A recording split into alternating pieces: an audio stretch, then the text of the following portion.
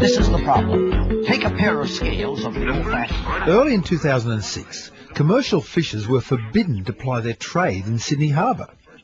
The problem was toxic quantities of the nasty chemical dioxin getting into their fish. The problem had apparently been present for many years, but had been ignored. Unfortunately, this is the case with many chemicals, where elected officials hope that the problem will land on the next government in power. Consider the chemical dihydrogen monoxide, usually called Dhmo. It's found in many different cancers, but there's no proven causal link between its presence and the cancers in which it lurks, so far. The figures are astonishing. Dhmo has been found in over 95% of all fatal cervical cancers, and in over 85% of all cancers collected from terminal cancer patients. Despite this, it is still used as an industrial solvent and coolant, as a fire retardant and suppressant, in the manufacture of biological and chemical weapons, in nuclear power plants, and surprisingly, by elite athletes in some endurance sports. However, the athletes later find that withdrawal from Dhmo can be very difficult and sometimes fatal.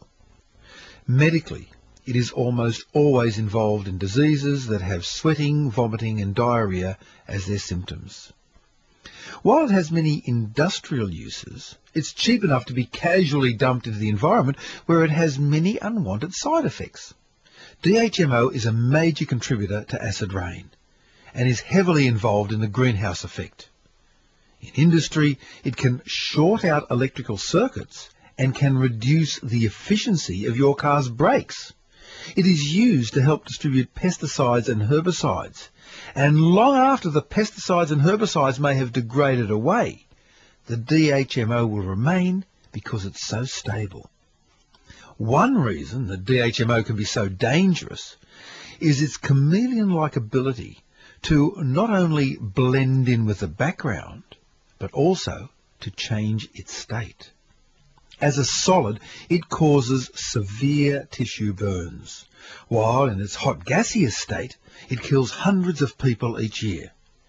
Thousands more die each year by breathing in small quantities of liquid Dhmo into their lungs.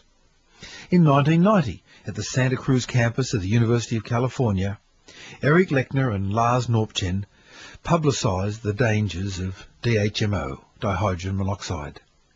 Enough people had begun to use the internet by 1994 to give another person, Craig Jackson, an ideal forum via his webpage to set up the Coalition to Ban Dhmo.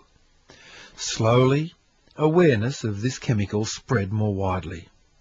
In 1997, 14-year-old Nathan Zona at the Eagle Rock Junior High School in Idaho surveyed 50 of his fellow students after telling them of the dangers of Dhmo, and 43 of them signed a petition to immediately ban this chemical.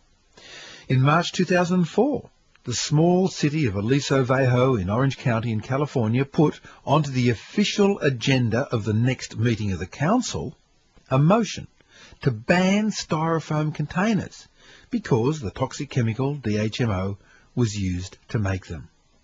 This motion was put onto the agenda because an enthusiastic paralegal on the Aliso Viejo city payroll had read of Dhmo's evil properties on the internet.